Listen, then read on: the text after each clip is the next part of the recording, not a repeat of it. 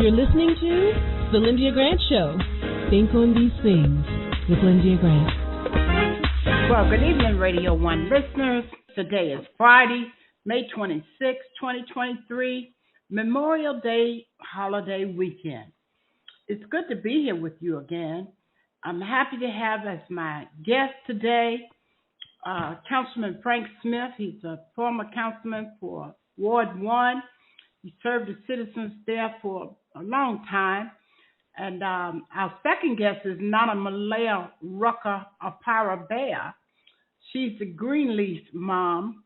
Her son is Lamont Rucker, but we're going to get ready to talk to Councilman Frank Smith right now. He's the founder of the African American Civil War Memorial, and we're so happy to have him here today to let's talk about these 209,000 U.S. colored troops and their white officers who served during the Civil War.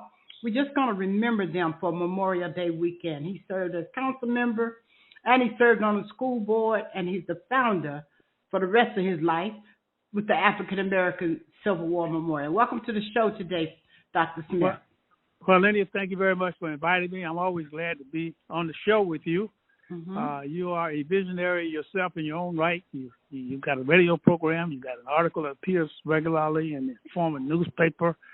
And you were on my staff at the time that we were developing the African American Civil War Memorial. So I want to make sure you get your just desserts as we start to celebrate these soldiers. Thank you so much. I appreciate it. What you got going on for Memorial Day weekend with our soldiers? Well, we have 209,145 soldiers whose names are on our wall at this memorial, and Lyndia, and I, we have those people who come out here on a regular basis see a young man out here named Marquette Milton in a uniform. But Marquette just represents one of what these guys look like. Marquette portrays a young soldier who was himself born enslaved, and he was freed in the first D.C. when Lincoln first freed the first blacks in D.C. with the compensated emancipation. And he didn't just go sit on his freedom. He went out and joined the Union Army, became a soldier, went out there to fight for other folks' freedom, although he had his own freedom at the time. So we celebrate not only his spirit, but the spirit of 209,000 African Americans whose names are out there, including people who are in service today. We have an army that's on watch today, watching over our territory, watching over our sovereignty, watching over our freedom and our liberty. So we want to salute those soldiers who are on active duty today. Mm-hmm. I love that. So, but you have some activities that you do out there for Memorial Day every year. I know sometimes it varies, but lately you have something special that you do every year. Absolutely. We have become the place where about 800 or 900 motorcycle riders. We get Washington D.C. We get used to having all of these motorcycle riders come into the city on Memorial Day weekend. They roll through here and make a lot of noise. Well, there's a special group of those soldiers that call themselves Buffalo Thunder. Mm-hmm. Buffalo Thunder. Yeah. This is a group of soldiers who are mostly African Americans. They're motorcyclists. These guys are all professional cyclists. Many of them have ridden across country many times. But they take time out on Sunday morning. They come to the African American Civil War Memorial at about 10 a.m. in the morning. And I want to invite the public to come out. If you've never seen this before, you see the sight of about 1,000 motorcyclists at the African American Civil War Memorial as they come to pay tribute to these soldiers, many of whom are veterans themselves. These guys served in the Vietnam War. Many of them have been in the Middle East, in Iraq and other places. And they take time out on their Sunday morning to come and say thank you very much to these guys who were the original Buffalo soldiers, original freedom fighters. Come and say hello to them. And I want to invite the public to come out. If you haven't seen this, you got time to come by here and see them at 10 o'clock, and you still have time to get to church. Yes, you do. So come by and say hello to these people, wave at them. That's what I do. I wave at them, and then when they leave, I go on off to the church, say hello to my church family. So you can do that also. This Sunday morning, 10 a.m., the African American Civil War Memorial at the corner of 10th and U Street Northwest, Washington, D.C. All right. Now, the next question I have for you is Dr. Smith, tell us what's going on with our new museum that's coming. I'm so excited that you've gotten this big space, but I know it's coming. Yeah. We've been working on this for years, Lydia, and I'm telling you, I just got today some numbers back from our contractor. We've got a young minority contractor, Capital Construction, that's going to do the build out for us. We finally got together on our numbers. COVID hit us like it hit everybody else, slowed us down. Mm-hmm. And when COVID got through, we had more museum than we had money. So we had to go get some more money. But thank God, as we say in the church, every time somebody closes a door, the Lord opens a window. There you go. So we I went to the city council, told them we needed some more money. Council and the mayor, they found us another $1.5 million. So we are ready now. We're ready to go to work, sister. We're ready to go to work. We should start by June 1. We ought to be finished hopefully by Black History Month next year. February, we ought to be opening up in our new space out there. Mm-hmm. So, and so I'm looking forward to it myself. And you played a role with us. And I'm sure you'll be playing a role with us, helping us plan our grand opening. I promise you that. I'll stick by my promises. I look forward to it. Well, will we have to wait to install the Lincoln statue, or is that going to wait until you get a little further down the line? Well, for the public, we already have a bronze statue out there that's surrounded by these stainless steel plaques that have 209,000 names on them. Now, that's we're going to say that's near the subway stop on what would be the east side of Vermont Avenue, the west side, of Vermont Avenue, near the Masonic Building. If you cross Vermont Avenue to the east, that's where the Grimke School is. That's where the new museum is going to be. And right in front of the front porch there, we're putting a new statue of President Lincoln signing the Emancipation Proclamation. Now, that's important. I know a lot of people have trouble with Lincoln, but we like him because he was the one that put that paragraph 8 in that proclamation that says, persons of suitable condition will be enlisted in the Union Army. That's what let these guys get these uniforms on, get these rifles on their shoulders, as Douglas says, and they get to go out on the battlefield and fight for their own freedom. Thank God they were able to do that, and it's Lincoln and the proclamation that allowed them to do it. We're going to install that while we're doing the rest of the work, Lyndia. That may go up first, actually, because now we've worked it out. So the same contractor who's doing the inside work is going to do the outside work. Okay. So we'll get it all done together. Well, wonderful.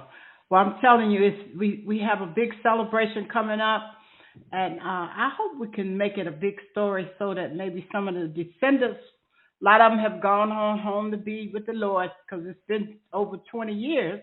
Yeah. And they always like to keep up with what's going on, but we're gonna do what we can to get the word out in the media. Absolutely. Lyndia, we find descendants almost every day. Or what should I say? They find us. Yeah. The same way you remember Michelle Obama's family. They found us. Yeah. We didn't know about them, but they knew about us. Mm-hmm. And so when President Obama was sworn in, they came in to tell us their story. Well, last week we had another family come in. This was a white family too. Came in there, and now let me put it this way: they look white to me. These people were white people. I'm telling you right now. But they told me that their great granddad who was in the Civil War was colored. Mm-hmm. And they showed me his name, and he's listed on the rolls at the USCT as colored. But these people were as white as this coffee cup I'm looking at right here in my office. So, but they were descendants too, and I'm sure that doesn't surprise everybody because we all got some people in our family. No, because we got it's all mixed up there. So it's all mixed up. I got some people in my family. My mother's side, my mama had two brothers that went up from Georgia. They went to New Jersey, and they passed for white. They lived in a white neighborhood. They had little white children. Yeah. And we never went to visit them. They could come and visit us, but we never went to visit them because we didn't want to out them in their neighborhood. So everybody got some stories like that, and I'm going with. But this was. I will tell you this right now. I've seen a lot in my day. I wasn't ready for this when this lady told me see her daughter were colored, and so I asked her little daughter. I said, "Well, how do you feel about being, And she said, "Well, that's okay. My mama told me it was all right." I said, "Okay." Then I said to myself, "I wonder if she plays with the colored children on the playground." Yeah. So the white children, because this little kid look white, but this is the story of black people in America. It's also the story of white people too, by the way. Yes, it is. Yes, it is. So we actually have a place here where we are really talking about America as it is in this country. We have a lot of people here who are related to whites and who is now beginning to come together. I just talked to somebody today who had been at a family reunion down in North Carolina, where it's a whole black and white family came together. They've been meeting and talking to each other ever since. So some of this thing is beginning to happen. And despite all this other stuff that's going on around us, with all this crazy stuff in politics, with these people who are talking about trying to set us back, don't want us to teach about history and don't want you to teach about slavery, the fact of the matter is the people themselves are solving this problem every day by reaching out to each other. Yes, indeed.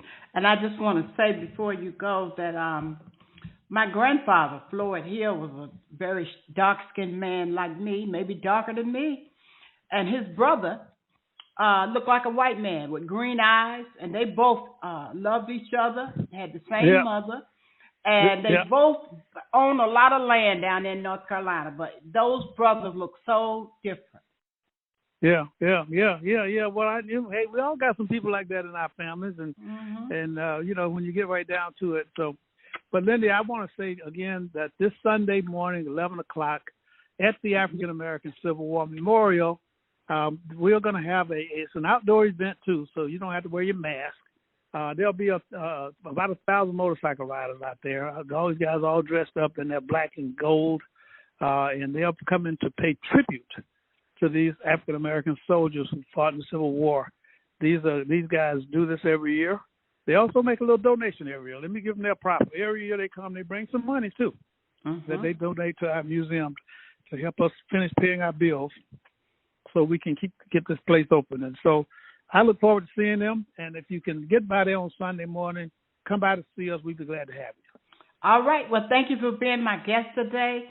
The Honorable Councilman Frank Smith, who served D.C. for 16 years, and he's spending the rest of his life serving as the director and founder of the African American Civil War Memorial, Gift to the World. Thank you so much. Back in a moment.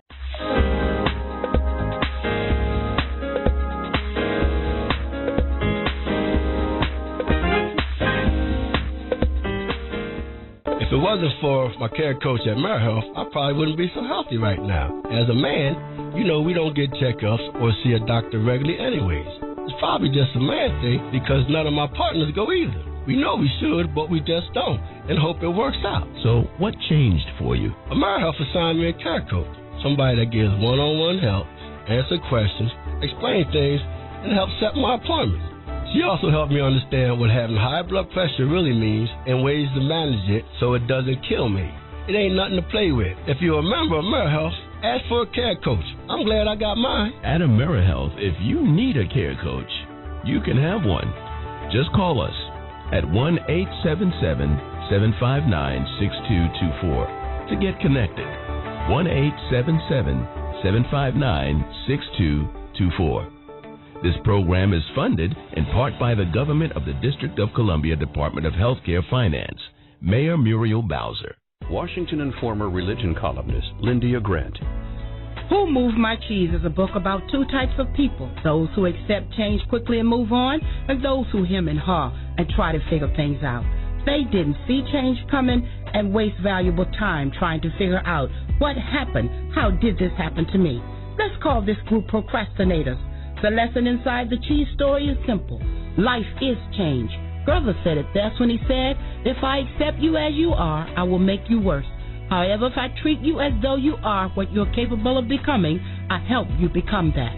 We must change and keep moving. The Bible tells us to seek and you shall find, knock and the door will be open unto you, ask and it shall be given. Read more in the religion column of the Washington Informer, an award-winning African-American newspaper. We don't report crime or gossip, just positive news. Pick up the Washington Informer or visit us online at WashingtonInformer.com. Call 202-561-4100 for more information. This is Frank Smith with the African American Civil War Museum in Washington, D.C., located at 1925 Vermont Avenue Northwest on the Green Line. Did you know that a recent study found that children who visit museums do better in school and in life than children who do not? So parents, teachers, and preachers, Let's get moving. I promise you, if you bring your children to the African American Civil War Museum, they will be inspired by the images that they see. They will be impressed by our living history reenactors who are always available, and they will be involved in our scavenger hunt that takes them throughout our exhibit. That's the African American Civil War Museum, 1925 Vermont Avenue. Our hours are 10 to 6:30 on weekdays, 12 to 4 on Saturdays and Sundays. See it, be inspired. Thank you for tuning in to the Lyndia Grant Show. Now we're going to go to our second guest. All right. Well, good evening to Nana Malaya Operabea, my friend. She's got some events coming up that we're going to talk about this week. You're listening to the Lyndia Grant Show. How are you today, Nana Malaya? I am excellent. I am excellent and getting better and better every day. You know? Wonderful. What you got? You got some events coming up for Juneteenth? I have a few events coming up. I am doing some public speaking. I'm doing classes in public speaking, and I'm doing poetry labs. But I'm also working on organizing some travel as a travel business. And you know I'm the dancing diplomat, so we've got Dance Africa coming up the first weekend of June. So there's a lot of events going on at that time. And I'll give you all those details. And I just want to mention, you know, there's always yoga and meditation. We're trying to get people to do more as a part of violence prevention, you know, in and around the area. So, you know, that's important. And lastly, I'll talk about what my son, Lamont Rucker, is doing because he's working on some other projects, you know. Oh, well, good. Let's go ahead because we only got about 5 more minutes. Okay. All right. Well, I just want to mention that public speaking, of course, is very important, whether you're working on speaking in your classroom. And, you know, you and I are instructors and teachers as well as hosting different types of events. But sometimes people are actually speaking in meetings and for corporations. So these things are very important. So I'm doing those classes right now at the PG Public Playhouse, but I'm also doing them online. And I'm also working with poets who, of course, have to do presentations as well, but a little different flavor and sometimes, of course, a little bit more latitude in the way in which they present them. So I'm working on those. So I'll let people know they can get in touch with me about that. The second thing is travel business. It's time for folks to get moving. So I'm working on organizing people in travel now. So that's another thing. And if anyone's interested in any of these topics, they can get in touch with me. I'll give them my number and I'll give them my Facebook page, which is where a lot of people reach out. But Dance Africa is a big event that's happening on Friday, June 2nd, and that's happening at the Dance Place, which is actually in Northeast. This is a program that we do every year, and it presents a lot of different companies, both local and national and international companies, just presenting some of the different cultures of the continent of Africa. I'll be working there with Koyaba Dance Company, but people know Conqueron, people know Malcolm X drummers and dancers who I also work with. So we're all going to be presenting. And for more details on that, danceplace.org is one of those places to get more information. So my direct number is a text number. It's 240-467-4062, 240-467-4062. People can just text and say, hey, I'm interested in public speaking. I'm interested in traveling. I'm interested in the Dance Africa program.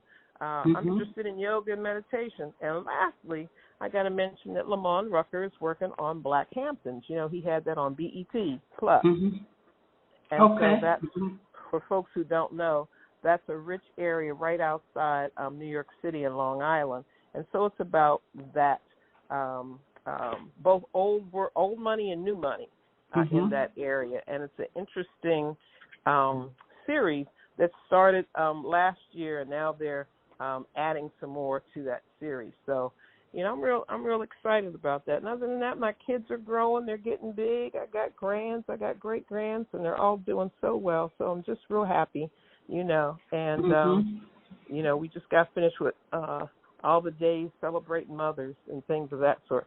I have a daughter getting married during the Juneteenth weekend, so my weekend. Oh my goodness, yes. Well, Nana Malaya, we've run out of time, but I thank you for getting all that good news in, and I hope you all got her number.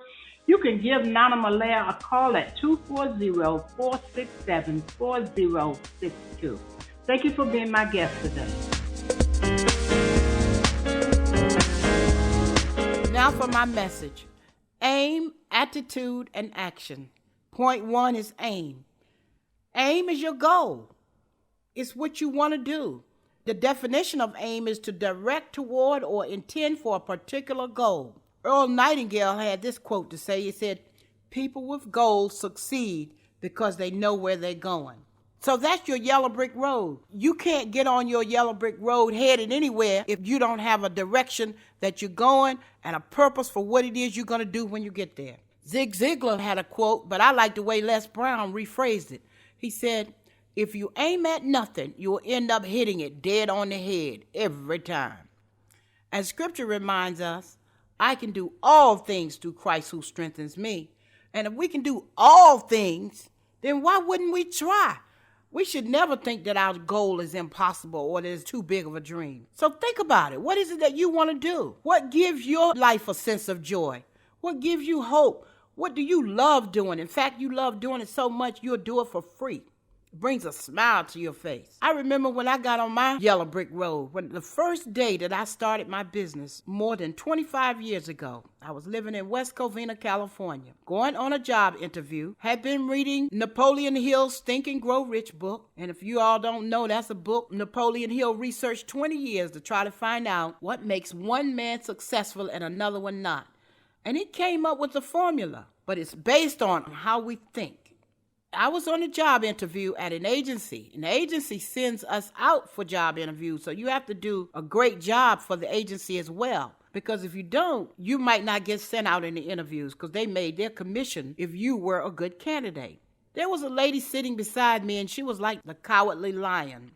She hadn't worked in so many years, and I needed to encourage her because she started to talk to me, and I felt so bad for her. I wanted her to feel better about it. And I took her resume and asked her things that she must have done and reminded her of jobs that she must have done while she had her job. And she was so encouraged and thankful. And she went in and she did her interview, and she did a great job. And the receptionist saw me do that and said to me, "Have you ever thought about starting your own business?" You were so good with her. She was my guardian angel that day. See, you can hear something and not listen. But I heard what she said, and immediately I got myself started on my own yellow brick road, and I stayed on it until my dream became a reality, and you can do it too. What do you do at the fork in the road? Do you guess and take a chance?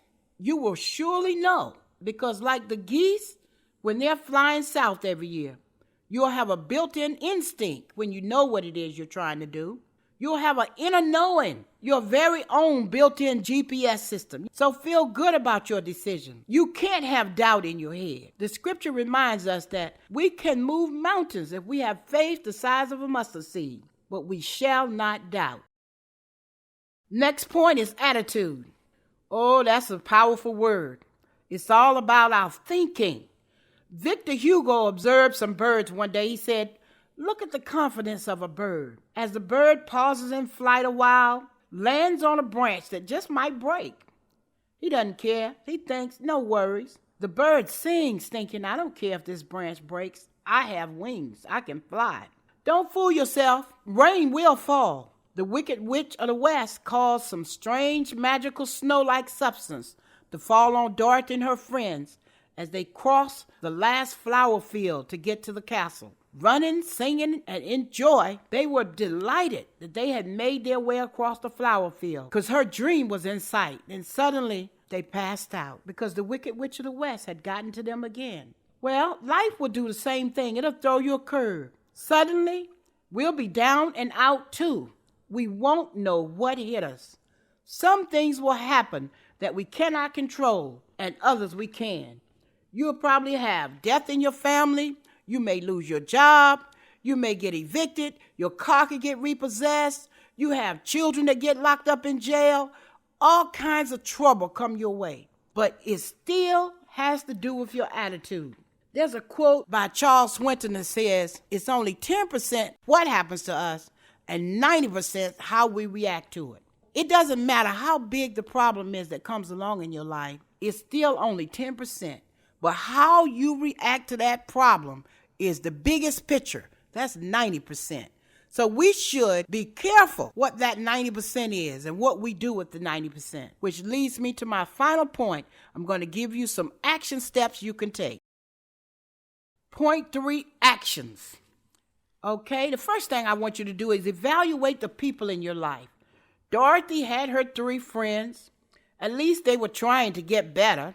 Get rid of toxic energy drainers, people who try to kill your dream, always reminding you of their past failures. Ask yourself, what kind of person have I become because of relations that I have allowed?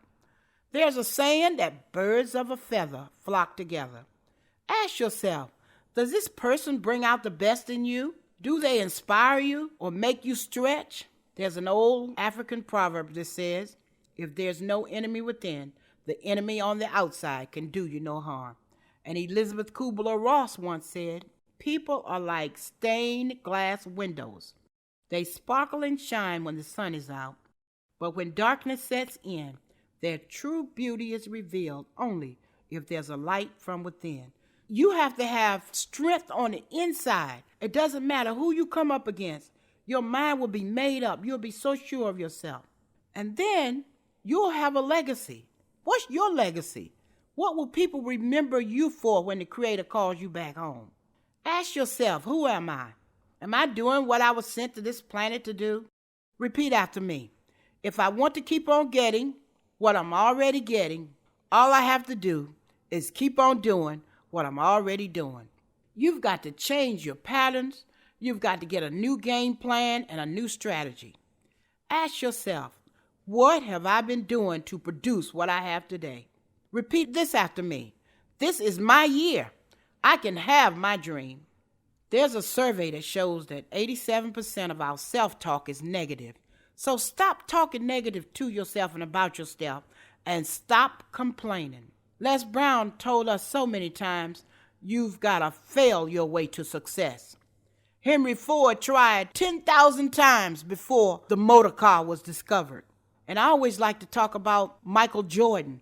He talked about how many baskets he had to miss when he was shooting hoops in order to learn how to shoot a record number of good hoops. Goethe said it like this, if I treat a man as he is, I'll make him worse. But if I treat him as he could be, I help him become what he should be. I close with this. Words, thoughts, and deeds have a boomerang effect, so be careful what you send out.